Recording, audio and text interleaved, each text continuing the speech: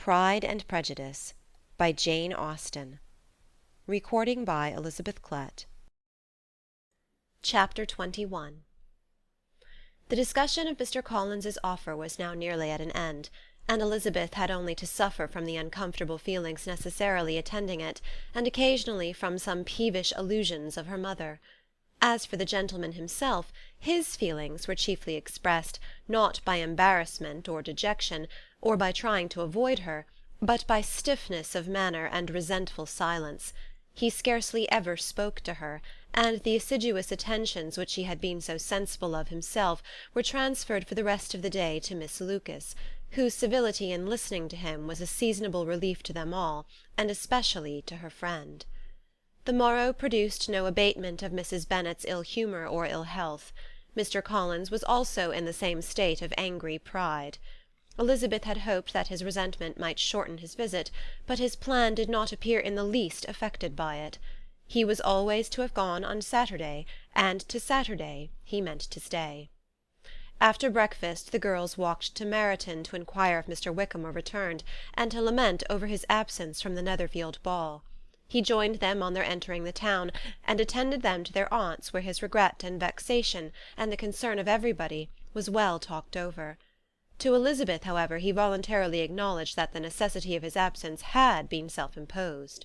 "I found," said he, "as the time drew near, that I had better not meet Mr. Darcy; that to be in the same room, the same party with him for so many hours together, might be more than I could bear, and that scenes might arise unpleasant to more than myself." She highly approved his forbearance, and they had leisure for a full discussion of it, and for all the commendation which they civilly bestowed on each other, as Wickham and another officer walked back with them to Longbourn, and during the walk he particularly attended to her. His accompanying them was a double advantage. She felt all the compliment it offered to herself, and it was most acceptable as an occasion of introducing him to her father and mother. Soon after their return a letter was delivered to Miss Bennet. It came from Netherfield. The envelope contained a sheet of elegant little hot-pressed paper, well covered with a lady's fair flowing hand, and Elizabeth saw her sister's countenance change as she read it, and saw her dwelling intently on some particular passages. Jane recollected herself soon, and putting the letter away, tried to join with her usual cheerfulness in the general conversation. But Elizabeth felt an anxiety on the subject which drew off her attention even from Wickham, and no sooner had he and his companion taken leave than a glance from Jane invited her to follow her upstairs. When they had gained their own room, Jane, taking out the letter, said, "This is from Caroline Bingley. What it contains has surprised me a good deal. The whole party have left Netherfield by this time, and are on their way to town, and without any intention of coming back again. You shall hear what she says." She then read the first sentence aloud, which comprised the information of their having just resolved to follow their brother to town directly, and of their meaning to dine in Grosvenor Street, where Mr. Hurst had a house. The next was in these words: "I do not pretend to regret anything I shall leave in Hertfordshire, except your society, my dearest friend, but we will hope, at some future period, to enjoy many returns of that delightful intercourse we have known, and in the meanwhile may lessen the pain of separation by a very frequent and most unreserved correspondence. I depend on you for that." To these high-flown expressions Elizabeth listened with all the insensibility of distrust, and though the suddenness of their removal surprised her, she saw nothing in it really to lament. It was not to be supposed that their absence from Netherfield would prevent Mr. Bingley's being there, and as to the loss of their society, she was persuaded that Jane must cease to regard it in the enjoyment of his. "It is unlucky," said she, after a short pause, "that you should not be able to see your friends before they leave the country. But may we not hope that the period of future happiness to which Miss Bingley looks forward may arrive earlier than she is aware, and that the delightful intercourse you have known as friends will be renewed with yet greater satisfaction as sisters? Mr. Bingley will not be detained in London by them." "Caroline decidedly says that none of the party will return into Hertfordshire this winter. I will read it to you. When my brother left us yesterday, he imagined that the business which took him to London might be concluded in 3 or 4 days, but as we are certain it cannot be so, and at the same time convinced that when Charles gets to town he will be in no hurry to leave it again, we have determined on following him thither, that he may not be obliged to spend his vacant hours in a comfortless hotel. Many of my acquaintances are already there for the winter.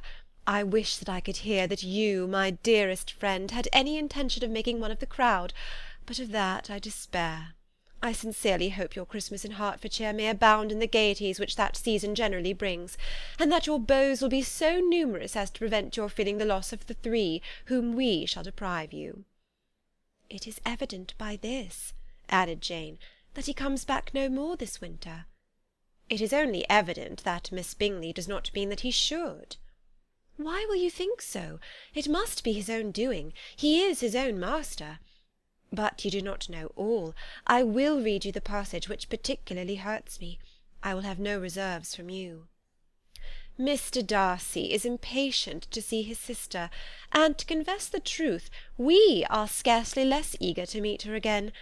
I really do not think Georgiana Darcy has her equal for beauty, elegance, and accomplishments, and the affection she inspires in Louisa and myself is heightened into something still more interesting from the hope we dare entertain of her being hereafter our sister. I do not know whether I ever before mentioned to you my feelings on this subject, but I will not leave the country without confiding them, and I trust you will not esteem them unreasonable. My brother admires her greatly already. He will have frequent opportunity now of seeing her on the most intimate footing. Her relations all wish the connection as much as his own, and a sister's partiality is not misleading me, I think, when I call Charles most capable of engaging any woman's heart. With all these circumstances to favour an attachment, and nothing to prevent it, am I wrong, my dearest Jane, in indulging the hope of an event which will secure the happiness of so many? What do you think of this sentence, my dear Lizzy? Said Jane as she finished it. Is it not clear enough? Does it not expressly declare that Caroline neither expects nor wishes me to be her sister, that she is perfectly convinced of her brother's indifference, and that if she suspects the nature of my feelings for him, she means most kindly to put me on my guard? Can there be any other opinion on the subject? Yes, there can, for mine is totally different. Will you hear it? Most willingly. You shall have it in a few words. Miss Bingley sees that her brother is in love with you, and wants him to marry Miss Darcy. She follows him to town in hope of keeping him there, and tries to persuade you that he does not care about you. Jane shook her head. Indeed, Jane, you ought to believe me. No one who has ever seen you together can doubt his affection. Miss Bingley, I am sure, cannot. She is not such a simpleton. Could she have seen half as much love in Mr. Darcy for herself, she would have ordered her wedding clothes. But the case is this, we are not rich enough or grand enough for them, and she is the more anxious to get Miss Darcy for her brother, from the notion that when there has been one intermarriage, she may have less trouble in achieving a second, in which there is certainly some ingenuity, and I dare say it would succeed, if Mr. Berg were out of the way. But, my dearest Jane, you cannot seriously imagine that because Miss Bingley tells you her brother greatly admires Miss Darcy, he is in the smallest degree less sensible of your merit than when he took leave of you on Tuesday, or that it will be in her power to persuade him that, instead of being in love with you, he is very much in love with her friend. If we thought alike of Miss Bingley, replied Jane, your representation of all this might make me quite easy, but I know the foundation is unjust. Caroline is incapable of wilfully deceiving any one, and all that I can hope in this case is that she is deceiving herself. That is right. You could not have started a more happy idea, since you will not take comfort in mine. Believe her to be deceived by all means. You have now done your duty by her, and must fret no longer. But, my dear sister, can I be happy, even supposing the best, in accepting a man whose sisters and friends are all wishing him to marry elsewhere? You must decide for yourself, said Elizabeth, and if, upon mature deliberation, you find that the misery of disobliging his 2 sisters is more than equivalent to the happiness of being his wife, I advise you by all means to refuse him. How can you talk so? Said Jane, faintly smiling. You must know that though I should be exceedingly grieved at their disapprobation, I could not hesitate. I did not think you would, and that being the case, I cannot consider your situation with much compassion. But if he returns no more this winter, my choice will never be required. 1,000 things may arise in 6 months. The idea of his returning no more Elizabeth treated with the utmost contempt. It appeared to her merely the suggestion of Caroline's interested wishes, and she could not for a moment suppose that those wishes, however openly or artfully spoken, could influence a young man so totally independent of every one. She represented to her sister as forcibly as possible what she felt on the subject, and had soon the pleasure of seeing its happy effect. Jane's temper was not desponding, and she was gradually led to hope, though the diffidence of affection sometimes overcame the hope, that Bingley would return to Netherfield and answer every wish of her heart. They agreed that Mrs. Bennet should only hear of the departure of the family, without being alarmed on the score of the gentleman's conduct, but even this partial communication gave her a great deal of concern, and she bewailed it as exceedingly unlucky that the ladies should happen to go away just as they were all getting so intimate together. After lamenting it, however, at some length, she had the consolation that Mr. Bingley would soon be down again, and soon dining at Longbourn, and the conclusion of all was the comfortable declaration that though he had been invited only to a family dinner, she would take care to have 2 full courses. Chapter 22